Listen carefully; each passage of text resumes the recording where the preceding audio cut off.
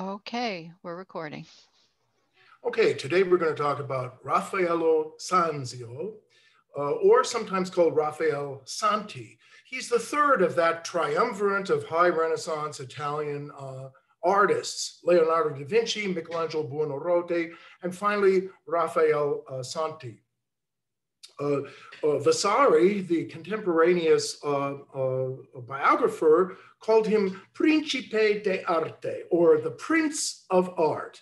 And he really was that. And I think in this portrait, if it really is a self-portrait, really shows that princely attitude. Mid-20s, so still a very young man, but that rakish angle of his velvet cap and his rich fur jacket belie his wealth and his success. However, this is a portrait that we're really sure is by Raphael. And although it's not nearly as flashy, I'm not sure that I'm really convinced, because one of the things is, if he was a prince of painters, he was a very humble prince of painters and shows himself usually not in any ostentatious manner at all. Now, one of the strange things, I guess, about Raphael and his legacy is that from the time he was 20 or 25, he was renowned as one of the very greatest artists that lived, not only in contemporaneous time, but that ever lived.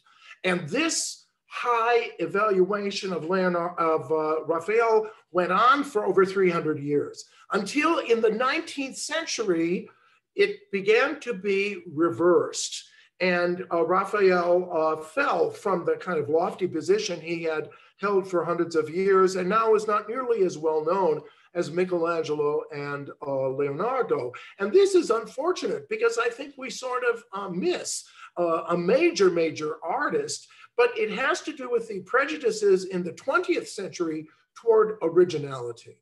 And it is true that Leonardo and Michelangelo were originals. Raphael synthesized the grace of Leonardo, the mystery, the feminine sort of quality of Leonardo, and the sforza, or the power, the authority, the masculinity, if you will, of Michelangelo into a perfect synthesis. And this is why he was considered the highest of high Renaissance artists, because he took the two major originators of the style and synthesized them into a higher, loftier level. And that this painting that we're seeing right here now, the Transfiguration, it's often thought of as a resurrection, but it's a Transfiguration of Christ. And this was as well known right up to the 19th century as Leonardo's Last Supper or Michelangelo's David. And it just a testament to how this artist's reputation has suffered under the prejudices of modernism. Now, I'm a modernist, so I like Picasso and those guys, but they had an axe to grind, and we no longer have that axe to grind. So I think that this is a time in the 21st century where modernism is no longer fighting to establish its legitimacy, that we can return to Raphael and see him in all his full high Renaissance glory. Now, he was the son of a painter, and this is his father's painting, Giovanni Santi, and he was a very accomplished, though minor painter. And he was one of the court painters, one of the 2 or 3 court painters that worked for the Duke of Urbino. And Urbino is one of those charming little hilltop Renaissance or medieval towns that is overlooked often by tourists, and that's what makes it particularly a gem. But he was a court artist to the Duke of Urbino, and this painting, and I think it's from the 80s, the 1480s, is nonetheless in oil paint. And this he probably got because another court artist at the same court was a Flemish artist, and I forget his name. He's very minor, but the Flemish, as you know, invented oil paint. And so Santi was one of the first to do this, and it passed it right down to his son. Like Picasso in the 20th century, whose father was also a professor and an artist, he got, a kickstart to his career. This legend has it, or it possibly may be, is the very earliest work we have that is attributed to him. It's actually on the wall in fresco, in plaster on the wall of the house that he was raised in Urbino. And so it certainly has a claim to being early Raphael, maybe even when he was 12 or 11.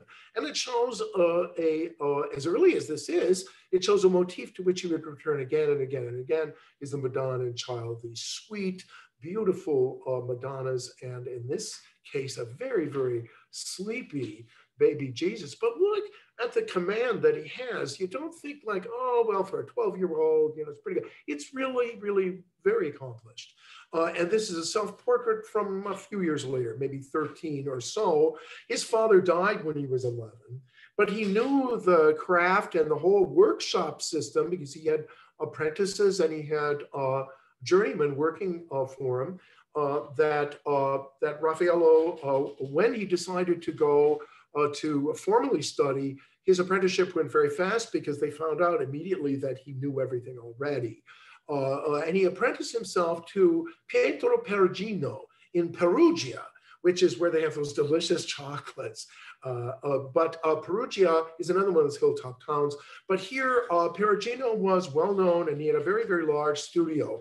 I think maybe 15 or as many as 20 people between apprentices and journeymen that worked with him. And he was just pumping these paintings out. He also painted in oil paint, and he was educated with Leonardo da Vinci in the workshop of Andrea del Verrocchio. So he knew Leonardo personally. He's a little older than Leonardo. And so Raphael came to study with Perugino. And Raphael immediately grasped the style. Perugino is actually a very underrated artist. And if you just see one of them, they're really marvelous. There's this wonderful stillness. There's this wonderful sort of silence, they're all in this sort of very serene mood. And Raphael gets that from him. And this is a vision of some saint, I forget which one, he sees Mary. But look at the posture of Mary and how the folds in her garment fall and how her finger is pointing and the angle of her head. And then look at St. John the Baptist on the left. It's really exactly the same. Now, look at St. Sebastian on the right with arrows in him, right? He was an early Christian martyr. And again, St. Sebastian. Perugino had copybooks. He had master drawings, they no longer exist, of all these figures, and he had his assistants constantly blowing them up and shrinking them down and integrating them over and over again and again, endlessly. And that's why if you see a whole show of Perugino's work, you begin to think like, wow, all the faces look the same and all the postures the same. He accomplishes what he does very well. But now, for example, look at the Madonna and the Child here, how they turn away from each other. Here, the very, very same posture and so forth. And here's an interesting one. It shows you how much, there's this stereotype of the faces. They all look like the same. And they're very sweet. But Raphael was to exceed this before he was 20. And this is the Raphael that's in the Metropolitan Museum, and it's a very early one. He's maybe 18 or 19. But I want to show you, for example, the angel or the saint in the background who holds a palm branch. She's a martyr because she's a palm branch. I'm not sure she is. But look at that Cupid doll face. It's right out of Perugino. And he does Perugino so well that that only the greatest connoisseurs can really pick out what is a Perugino and what is the parts were done by Raphael. When you have a 18-year-old who has this level, you can delegate all sorts of stuff to him. And soon Raphael surpassed the maestro to his own recognition. But I just want to point out the difference between this saint, the female saint behind, and St. Paul in front of her. The solidity of the form, the light and dark, the way he uses light and dark dramatically to shape the head in three-dimensional space, the gravitas, the weight of the whole thing, and the weightlessness kind of the earlier thing. So this is a very interesting piece. I don't think it's the greatest Raphael there is, but it's very instructive if you want to see this is the artist in transition. And you can see the same thing on the left side. the profile portrait almost could be by Botticelli or something like that. And then the very hefty St. Peter that stands in front, magnificently heavy and weighty and looking directly at the viewer. And this is like the 18 or 19-year-old. The high point of this early period in Perugia was certainly this painting, which is very large. It's now in the Vatican Museum. The figures are almost life-size, so it's maybe 12 foot high. And it represents kind of two scenes. The resurrection of Mary. The Catholics believe that Mary, just like Jesus, rose from the dead and was assumed into heaven, where she was crowned Queen of the Angels and Saints. And so this shows this kind of two-tiered world.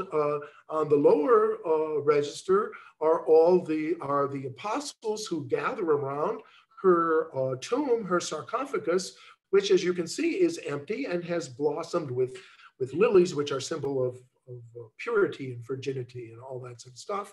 Peter holds his keys. They all have their attributes, and they look up as if she is just assumed out of their thing. And up on the clouds, on another sort of level, Jesus crowns Mary Queen of the Angels, and it's surrounded by angels.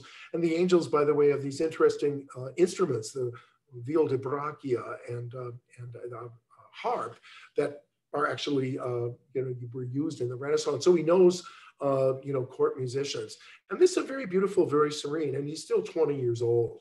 But he could have made a great career in Perugia, but he decides to break out of Perugia's studio, which he sees as sort of provincial now that he's learned, and he wants to make the big time, so he moves to Florence, which is the epicenter at that time.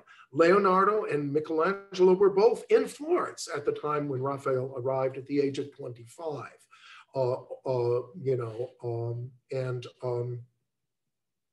And he begins a marvelous set of portraits. Everyone seems to like his portraiture.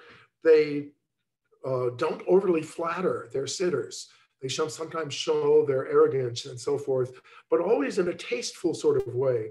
That's what I think Vasari meant, that he was a prince of painters, because both Leonardo and even more Michelangelo were difficult people to deal with, to do business with.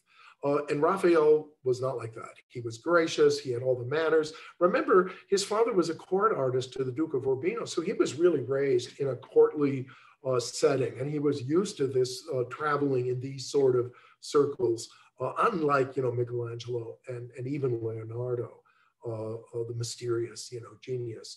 This is Agnolo Doni, the same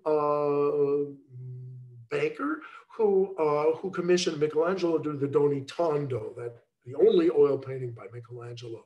And he did a double portrait also of his wife. And I wanted to just compare this to Leonardo da Vinci's Mona Lisa, which Raphael definitely saw, because he was in communication with Leonardo while he was there in Florence. And it was Perugino that introduced him to Leonardo, and he takes good notes. And he really is able to just absorb the style. Notice the placement of the hands, for example.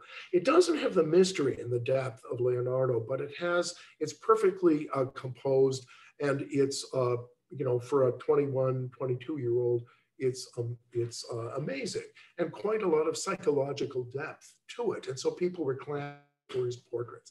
But what he really was noted for in this early period in Florence were his Madonnas.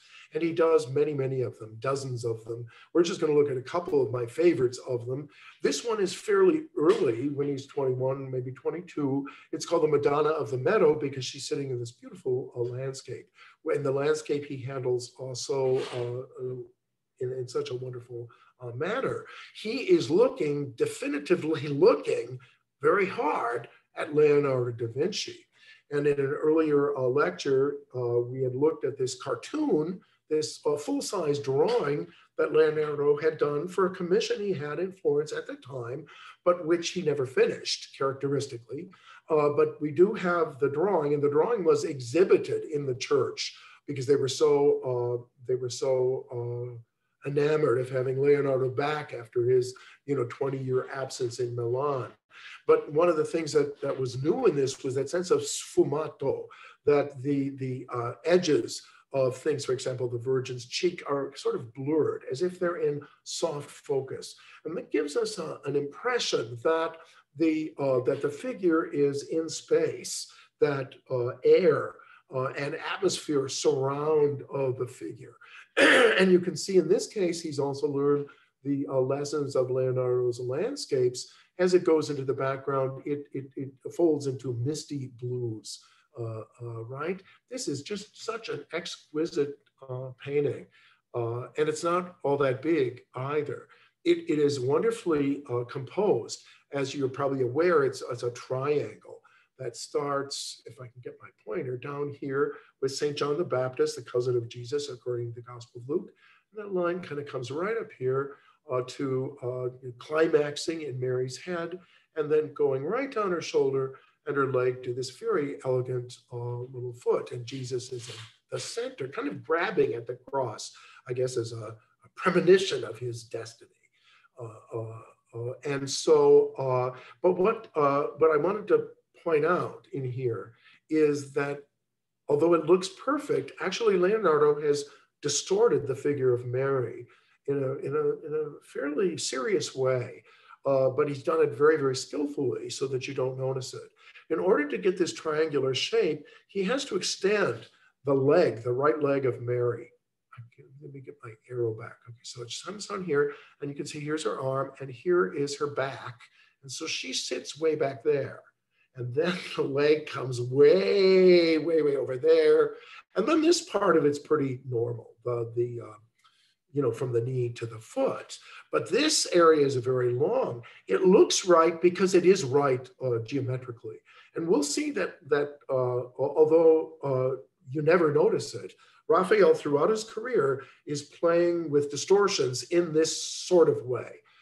In this case, to make it conform to a greater geometry that kind of rules the composition as an abstract composition. Other Madonnas from his early period are the small Cooper Madonna. This, I think, is the National Gallery in Washington. Small, it's lovely. This is lovely. This one is one of my favorite. I forget what it's called. It's very small, very intimate, very, very, very beautiful, very lovely, very sweet. He also, when Raphael arrives in Florence when he's 21, this statue has just been erected in front of the Palazzo Vecchio. And so he does a study of it. He does several studies of the colossal statue, which is, so famous at his time. I want to point out, however, and I'm not the first one to point it out, how he softened Michelangelo's stance. How in the David, there's that, not exactly rigidity, but a flexing of the muscles. Everything is like taut and ready to explode, that terribile. But Raphael softens it, and it's much more relaxed. Although it's exactly the same posture, it doesn't have that edge. And that's kind of what he does. And Michelangelo hated him for it because he said he just was not original, and he just stole all his ideas and kind of watered them down with a little Leonardo da Vinci. He had nothing but contempt for Raphael. An attitude, by the way, that Raphael does not return. Raphael has nothing but the absolute highest admiration for Michelangelo. The high point of his Florentine part of his career, and he leaves Florence when he's 25. He arrives when he's 21. By the time he's 25, he's ready for Rome. And he gets a commission from his old haunt, Perugia, who asked him to come back and do an altarpiece and also a fresco there in a chapel. And there was a near civil war in Perugia between warring families. And the son was the son of the woman who commissioned this was murdered as part of this kind of clan warfare that was going on. It was a real Romeo and Juliet kind of situation, I guess, near to civil war. And to commemorate his death and to mourn his death, they asked Raphael to do a dead Christ, surrounded by apostles. And so he does these wonderful drawings, which are kind of more traditional, where Christ is laying on the ground. But he quickly kind of came up with this composition that was more complicated. And this is a cartoon. You can see how he squared it up so that it can be blown up. And this is a big painting. It's now in the Galleria Borghese in Rome, but the figures are life-size. And here's the painting's magnificent Deposition of Christ. So he's been taken down from the cross, which you can see in the upper right corner. And these, I don't know who the people who are carrying the body, maybe a hired man or something. But this is, let me get close up. Oh, he has studies for it. And here it looks like some apprentices are lifting like maybe a sack of flour or something like that, because he wants to get the muscles as they're holding that weight. And they really do, you really can feel the weight of the figure, of this dead weight of Christ's body, which, by the way, is incredibly idealized and does not look like someone who was beat up and tortured to death. But of course, this is part of Raphael's idealism. He doesn't show things the way they are in the real world, but as they might be in an ideal world. And so here is Mary Magdalene, his female follower. This is Joseph of Arimathea, who is a Pharisee who said, take my tomb for Jesus, because no one expected Jesus to die so early. This is the only apostle that didn't abandon him. John, the apostle whom Jesus loves, it says in the fourth gospel. Behind them, Mary faints, melodramatically, but convincingly. And again, this figure in front of her, who looks like one of the Sibyls from the Sistine Chapel, turns around and lifts Mary and supports the weight of her body.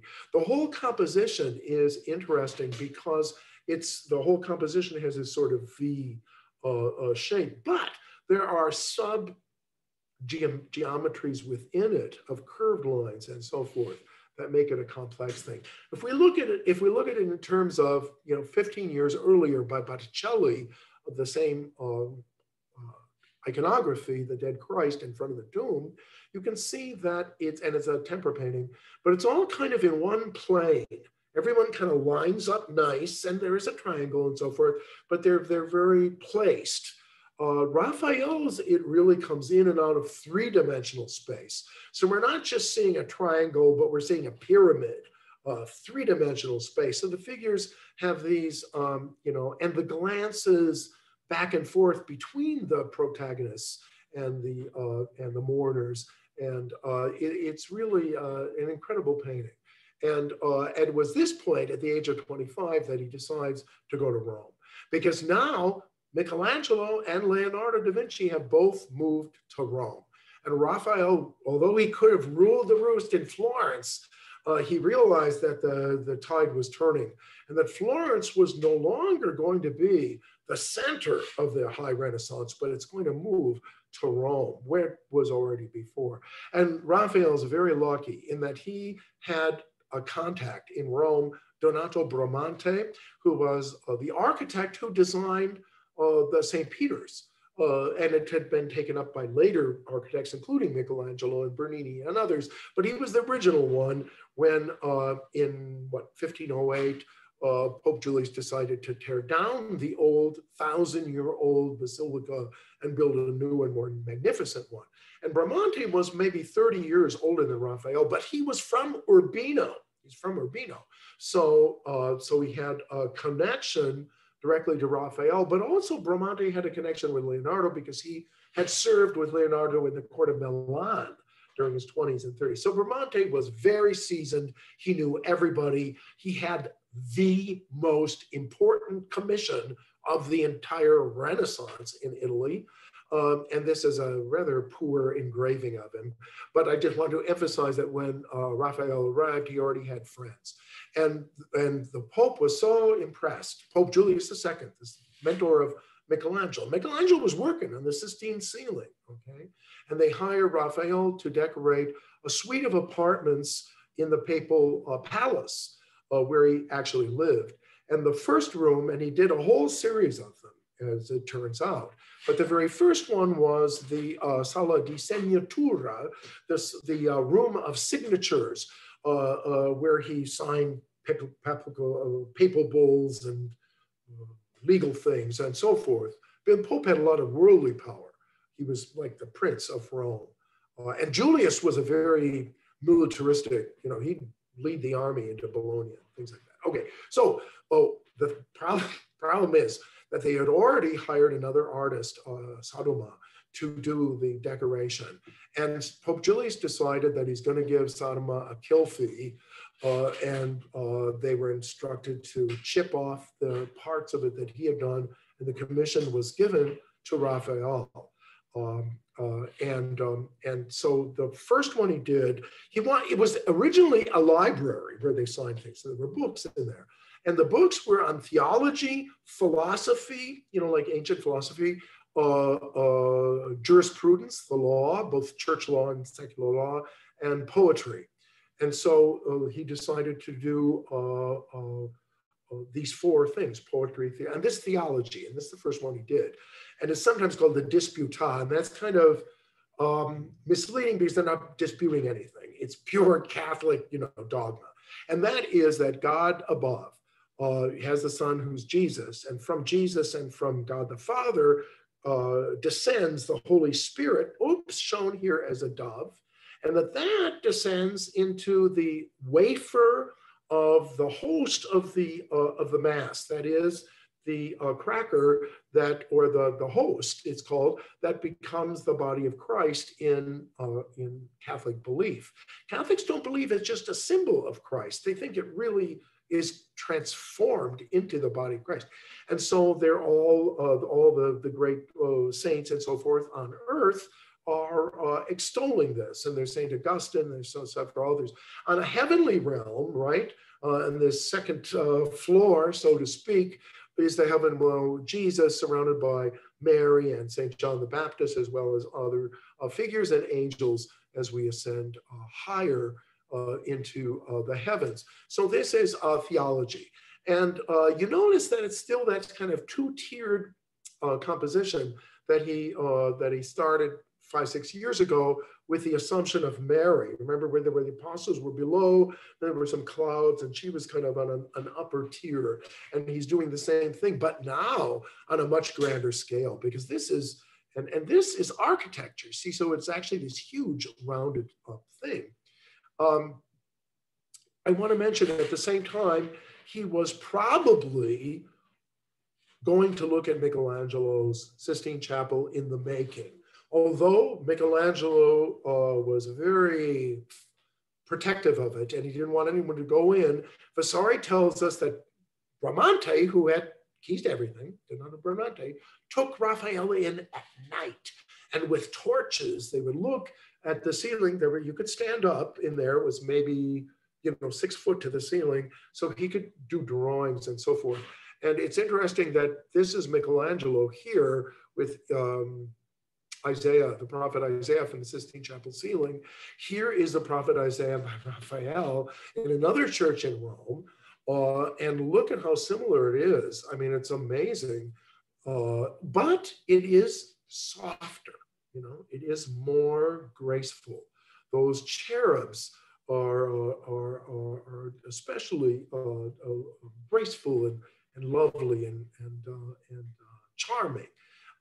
And so there's always this, he takes the terribile of Michelangelo and sort of blunts it a little bit with some of the sfumato and some of the mystery and some of the feminine of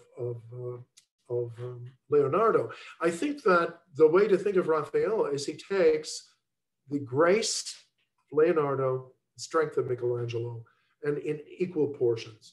And in a painting like this is not from the Sala di Segnatura, I just brought it in, and we'll return in a minute. But I want to point out, and this is St. Michael, the Archangel, defeating the devil. He's stamping on the devil who is at his feet. But you really can see in the face of St. Michael both that sort of lovely, feminine, youthful grace, but still the strength, this powerful gesture with the unmistakable, powerful gesture of his lance, destroying and trampling on the devil, but with such incredible grace as he just landed perfectly on the devil's back in this perfect angelic gesture. But yet the angel has weight substantial weight. But you can tell he's just landed because the cloth is blowing in the wind as he descends. It's incredible. And it's really like, 5 cups of Leonardo, 5 cups of Michelangelo mixed well. And but it rises above that. That's why I called it the Renaissance synthesis, because it really brings together all these things. Here's 2 other things that you can see the room. So you get an idea of the scale, because here's the door. Okay, so here's the door. This is poetry, but this is it's called the School of Athens. And this represents philosophy. And it is, I think, arguably the most perfect painting in this tradition, because it really does capture on a perfect balance that strength and that mystery that he gets from the older artists, and an exquisite equipoise between the two.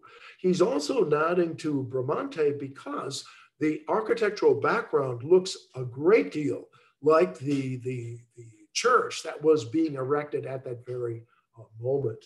And he used this vast kind of architectural scale. As I said, the space itself is curved.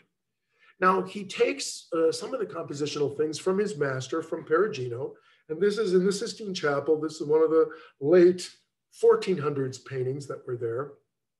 And it's Christ giving the keys to St. Peter. But once again, you can see there these different levels. The apostles are all lined up on the one plane, and then the background is this deep space. But Raphael integrates the figures. You see how that's different?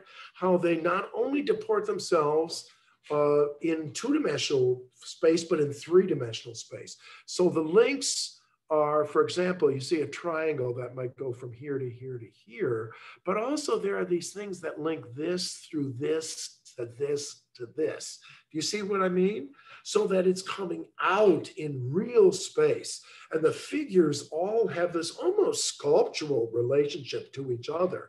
And they're all very posed. There's this, but somehow he makes it look natural. And it's anything but. I mean, it's a very contrived painting, but it's really beautiful. He uses it to talk about philosophy, Greek philosophy. And the 2 major philosophers are Plato, shown on the left, and Aristotle on the right. And Plato, who's concerned with the metaphysical and with the ideal world, points to the ideal world that's in the mind of God. And Aristotle talks about empirical investigation, being down to earth, that gesture of his hand that, you got to look at things scientifically and that sort of thing.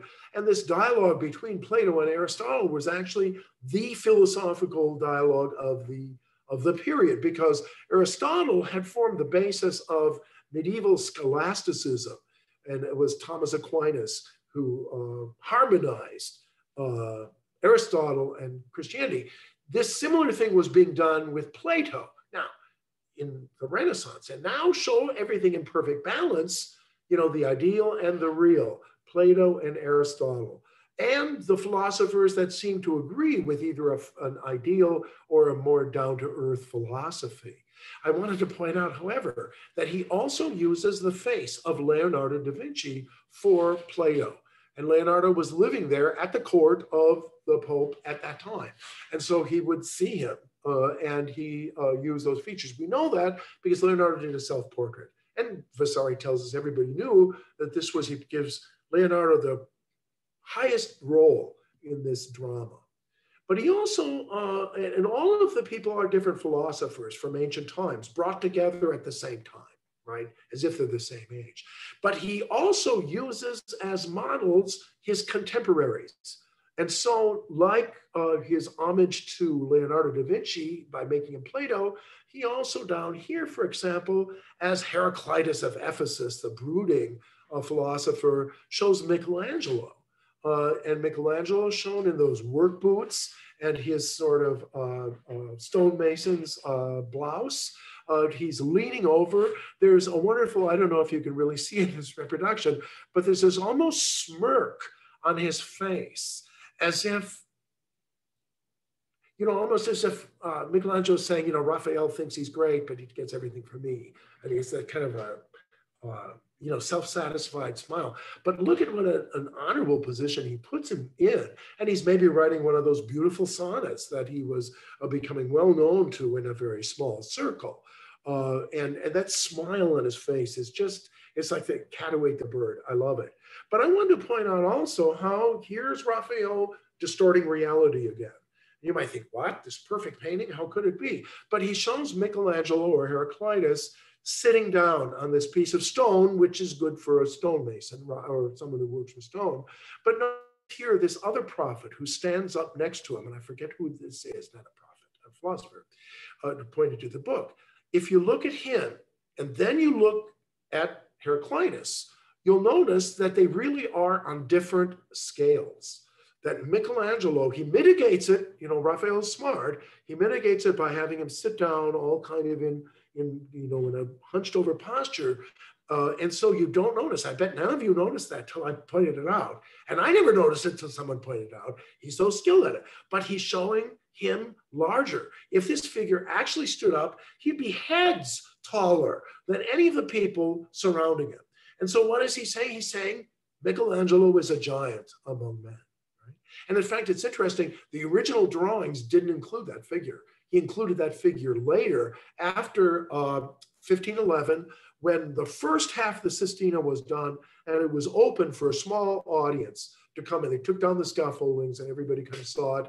And that was the point when I guess he chiseled it away and added Michelangelo because they thought, you know, I've got to put Michelangelo in here. He's such an important source for me as an artist. Also, I want to call attention. So these people on the left side are more idealistic. And the people on the right side are more materialistic and more down to earth, astronomers and so forth. So I want to point out these figures in the foreground, in the right. Among them here is as Pythagoras is Bramante in that bald pate. That's Bramante doing some sort of a figuring thing down there too, and his pupils are watching him. Now he does the same thing here, where he makes Bramante larger than any of the other figures that surround him. He mitigates it by having him bend over, so he's foreshortened for us in that way. But especially if he's very skilled. This person also bends over a little bit. He's down on his knees. But if you look at this figure, and then you look at him, and you know, you can see, can't you see that he's bigger? If he stood up, he'd be huge. And again, he's saying the same thing. These are my sources. Bramante, Leonardo, Michelangelo. You know, I'm just a synthesis of these. He also shows himself over here, very humbly, in the corner. And he's the inside guy. He's just peeking out there. You can see Raphael.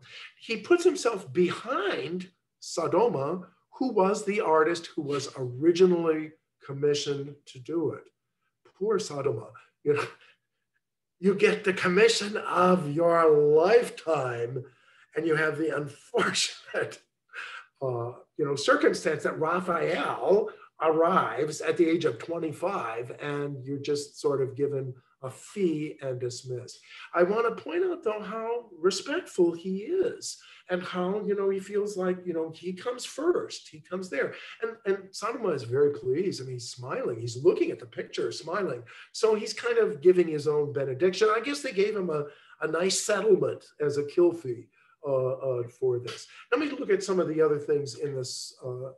There's so much that it's hard to do someone, you know, because I took 3 sessions to do Michelangelo, 3 sessions to do Leonardo. It's tough to do Raphael because Raphael actually produces more than Michelangelo and Leonardo put together.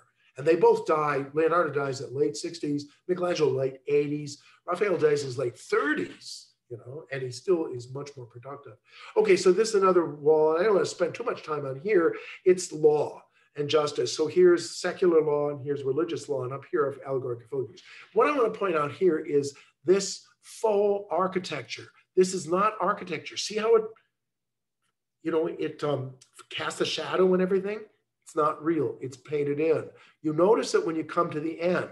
You see how that doesn't go that way. But also this whole area, you know how it looks like it goes in for maybe 6 inches and then frames it? That's all faux. That's all painted. Painting goes right up to here. Everything inside there is painted, right? So it's, but not the window. The window's real. But the frame around the window, see that? With cast shadows and everything, it's fake, it's false, it's painted. Now, he really does this when he gets to the third wall, or the fourth wall, I'm sorry, which is Parnassus. It's the abode of Apollo, and it represents poetry, and Dante and Homer and so forth are there. And he really utilizes the window beautifully. Look at how he doesn't just, you know, carve it up into 3 parts like a cake. He kind of really does a composition. And that's why the Sala di Segnatura is a wonderful place to visit, because you literally can see the artist's talent growing with each one of the paintings, you know. And he's between 25 and 30, you know, when he does these. It's amazing. Now, what I want to call attention to here is the poetess Sappho from ancient Greece. And here she sort of casts a shadow on the frame to the window, right? But of course, that's all painted in. And so the illusion of where does the illusion end and where does the reality begin is he does the same thing over here with this poet, that his knee kind of comes out and casts a shadow on that false architecture. It's wonderful. Now, immediately when that was done, everyone loved him. He was on a roll. Now, Raphael, I want to mention, had a huge studio. Perugino had 15, maybe as many as 20. Raphael had between 50 and 60 people working under him. Some of them journeymen, some of them apprentices, many of them full maestros that were that worked under him.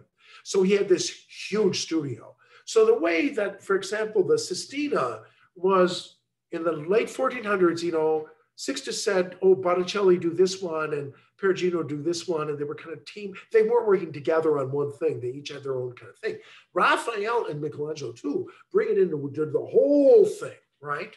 The whole room, not just, you know, so that it has one overall design. And Raphael's the designer, right? So he can, as he gets more and more skilled assistants, he can entrust more and more and more to the assistants. And that's why Raphael produces an enormous amount of work. Michelangelo painted the whole Sistine Chapel ceiling by himself. He didn't have, you know, people helping him paint. Raphael, it was a team effort all the way, but he was the acknowledged maestro. He did the drawing. So the next room was to be a room dedicated to the triumphs and so forth of Julius II. And you notice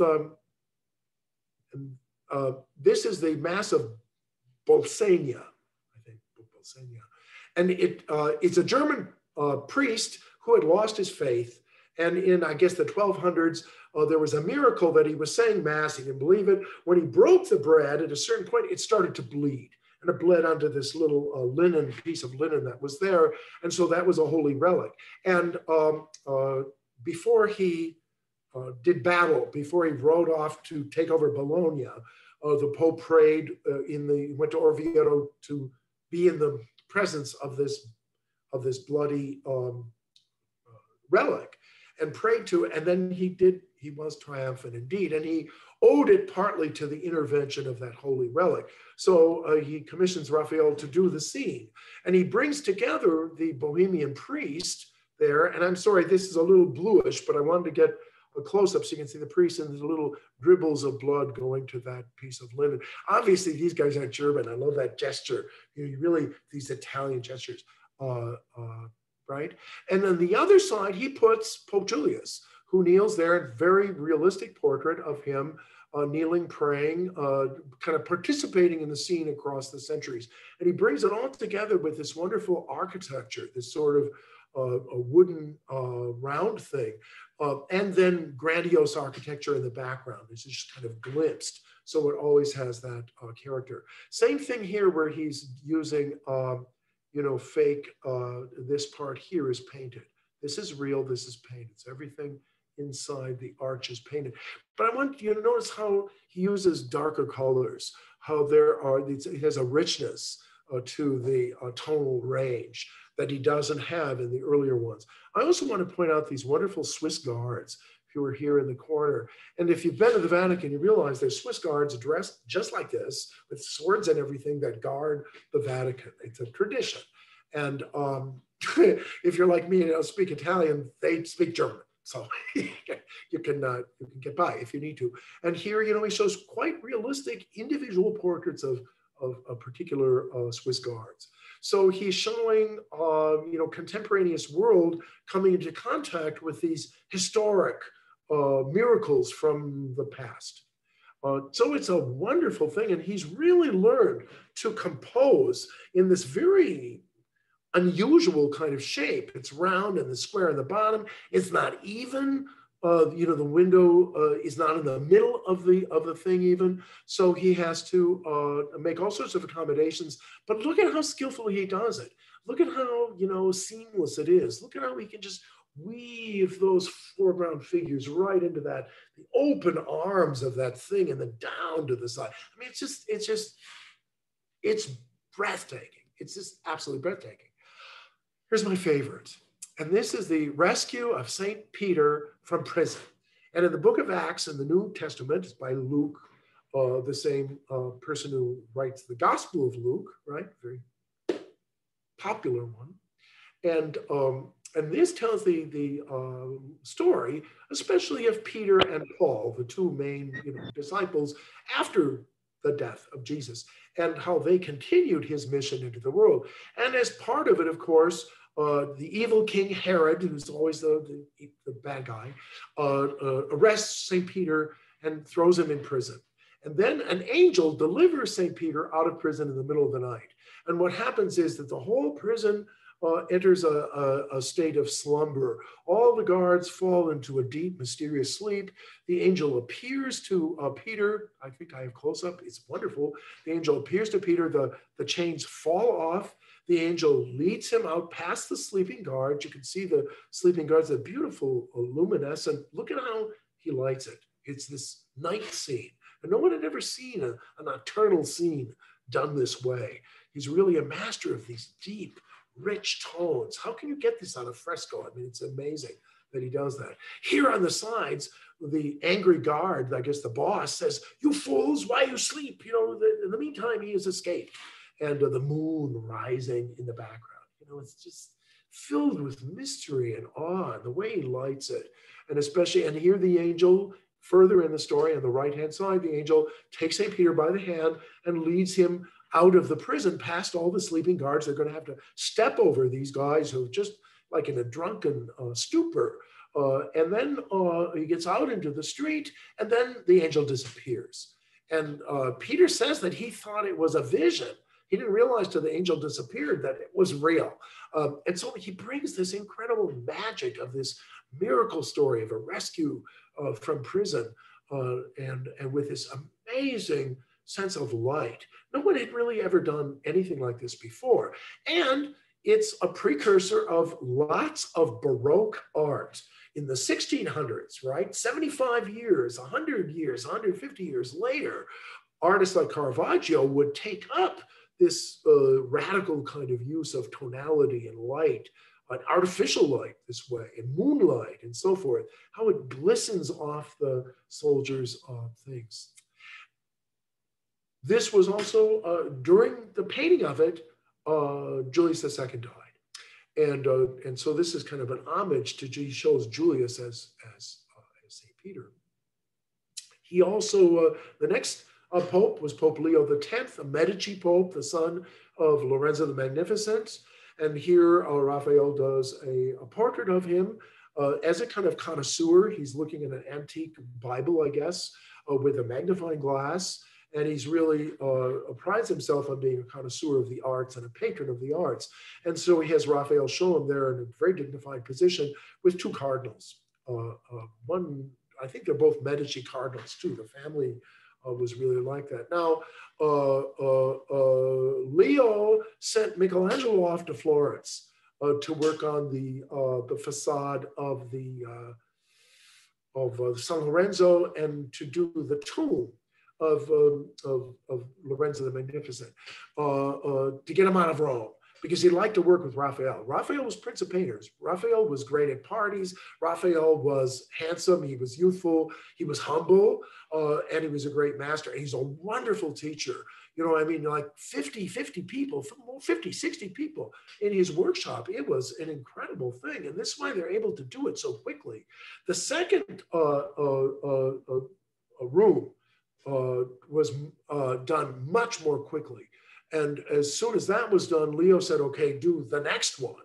And they're going to be, again, times that show the authority of the Pope. This was kind of the running theme in this series of large rooms that were the papal apartments. Here he shows, see, he keeps developing, and this isn't as well known. This is an early incident from church history where Attila the Hun is at the gates of Rome, and Pope Leo I, I think it is, rides out to meet him, and St. Peter and Paul appear out of heaven to deflect them, and they are turned away, and they do not take over Rome. The Huns, the barbarians, are stopped at the gates of Rome. Here in the sky, coming down like angels floating down, swords drawn, fully armed, we have Peter and Paul. Peter clutches onto those keys, right? He clutches onto those keys, and they descend as defenders of the faith. Here, with his crown, is the king of the barbarians, taken aback at this amazing vision of Peter and Paul with their swords drawn, and he thinks we must go away. We cannot fight this kind of supernatural powers. He tries to show the extravagance and the barbarism of them. He shows kind of a nice crown for the king, but other people have feather crowns, and things like that. So he's trying to kind of show these Germanic peoples, but also the magnificent steed in the foreground, the way the light breaks just behind the two apostles, silhouetting them dramatically against the background. And by putting the greatest contrast between the lightest area and then the darkest area, your eye goes immediately there. So you see the vision first, and then only later do you realize the reaction of the people. And he puts, instead of the Pope Leo I going out to meet Attila the Hun, he puts instead Pope Leo X, the guy who paid for it, the patron. We recognize him from the earlier thing of that beehive-shaped triple tiara crown of the Pope, surrounded by cardinals. It's really a magnificent painting. And although it is true that he gets everything from Leonardo and Michelangelo, boy, he does a magnificent spin on it. And he can train people, and he's charming, and everything. He's got it all. Then he says, okay, next room. And now we go to the Sala de Incendio or something of the fire. And he shows a very strange scene.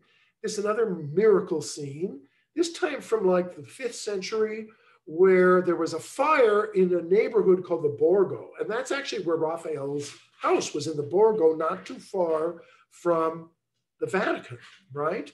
And there was this terrible fire, and it spread quickly, killed a lot of people, did a lot of damage. And the Pope at that time came out and he said, fire, stop in the name of Christ. And the fire stopped, according to the story. And Rome was saved from another destructive fire on the level of the great fire that Nero had during Nero's reign in the 1st century. And here he shows a very dramatic, scene. Again, he's utilizing everything he knows about Leonardo and Michelangelo. Here's the roaring fire. This man, almost nude, with an old man carrying him on his back, is very reminiscent of a similar figure grouping from the Sistine Chapel by Michelangelo, from the Deluge, right? Where he takes his dead son who was drowned, and and tries to bring him to high ground. Same kind of thing. Over here, also this figure, but it doesn't quite make sense what they're all doing. There is a fire, but for example, this nude, what's he doing? His calisthenics? I mean, like, why is he brought in?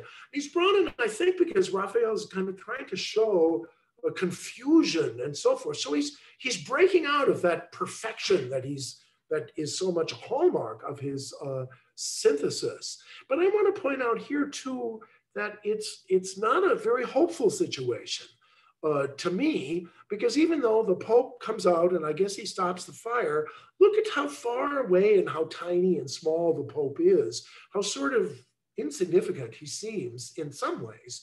And you realize too that Pope Leo was the Pope under which Martin Luther arose. And so there was a tendency to try to support the papacy in the position of the Catholic Church as it's being challenged by people like Luther and Zwingli and other reformers. But this is a strange painting because, it's like, who are these people? What are they doing? What's the, he wants to show turmoil and so forth and kind of chaos. And it's a very organized chaos. I mean, there's a sweeping curve that comes kind of through the figures like this. So it's very organized and very geometric.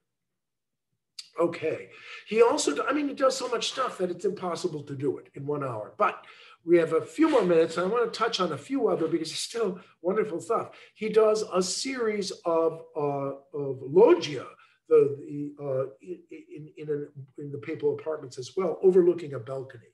And these you can't usually get to as a tourist. But he had his whole workshop, and it's basically the whole Bible in these tiny little scenes, just a few scenes, God separating the land and creating the greens. Look at this. This is so marvelous. Just God sort of calling forth all of nature, unicorns and peacocks and everything else. It's really magnificent. And God walked right out of Sistine Chapel ceiling, right? See, this way Michelangelo hated him. Raphael, he steals everything. Here's a wonderful self-portrait with one of his major painters. We're not sure if it's Giulio Romano or Perina del Vaga. They're both artists who go on to have very interesting careers themselves. And this is what's called a friendship portrait. It was kind of a type. Raphael shows himself in the back, and he's 36, older, with his arm on the shoulder of Giulio Romano, who points right to us. So he looks back to Raphael, but he points toward the future, and he's pointing at us as the viewer. I'm going to take 5 more minutes because I can't stop. He does also the famous Sistine Madonna, which is now mostly known for these, kind of cute cherubs, which we're all sick of now after too many Christmas cards. But we don't want to let that take away from the profound sort of mystery.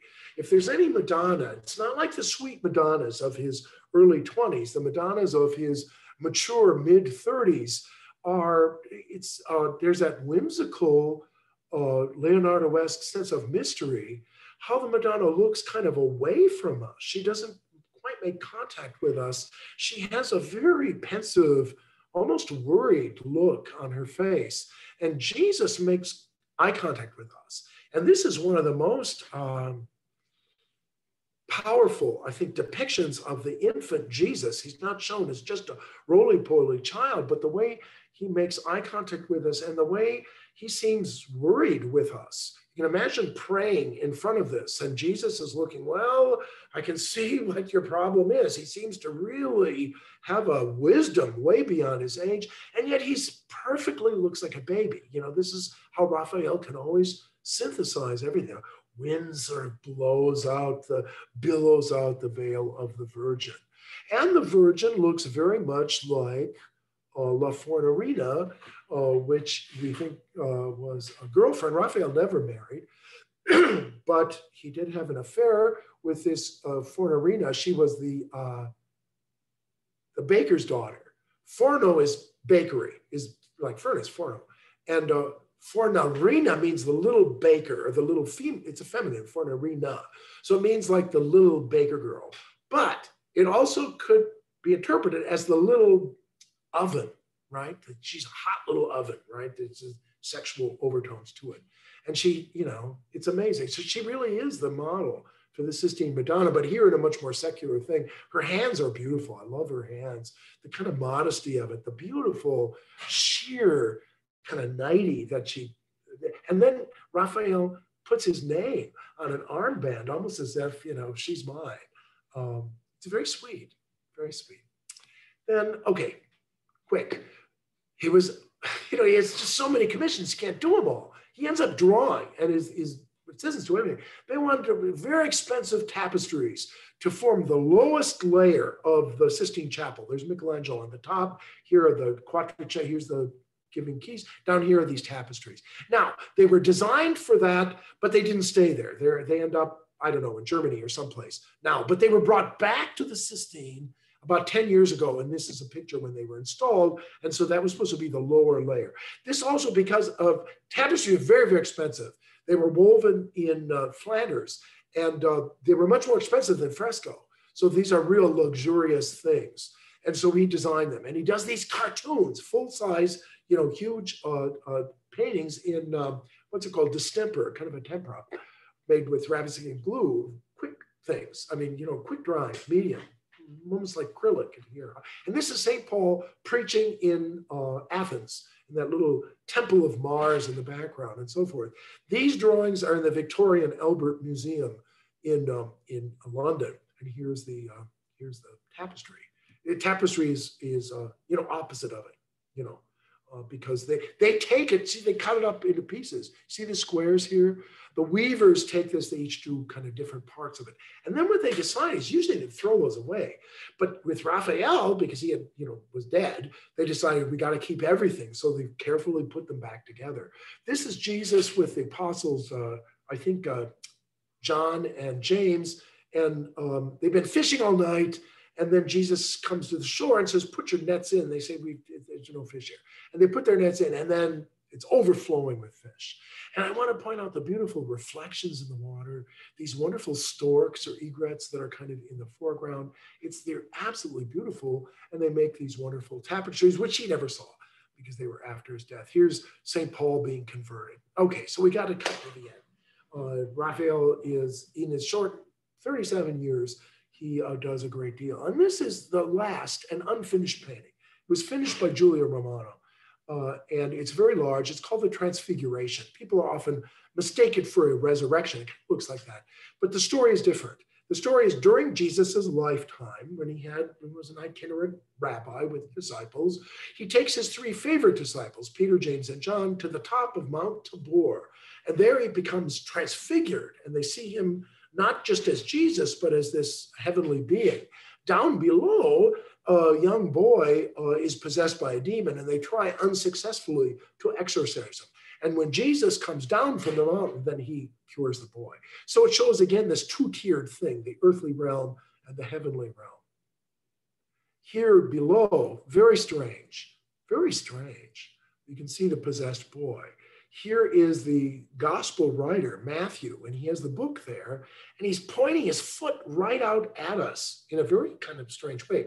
He also makes this gesture like, shh, shh, watch, it's going to happen, right? He has that kind of, look to him, and he looks over here, but they are unsuccessful, and they point up to Jesus being transfigured. One of the mysterious things here is this woman, this bare-breasted woman. What happened? She's like one of the, like the Delphic Sibyl got lost in the Vatican. She wandered off the Sistine ceiling and into Raphael painting, right? And also, she's out of scale. If you look at him, and you look at the boy, and then you look at her, you can see he's doing this thing, again, where he's making her small. And there's been a lot of writing about what she could be or what she could mean. Is she an allegorical figure and so forth? She points at the boy as well. But on the upper realm is Jesus being transfigured and blinding the apostles. He goes up to the top of the mountain, he floats and is transfigured, and the Old Testament prophets, Isaiah and Moses, join him, and he talks to them. And then a cloud comes over everything, and they fall into a deep sleep. And when they wake up, he's just the rabbi, and he says, don't tell anybody what you saw here. It's called the Messianic secret. We don't know why he wanted it to be a secret.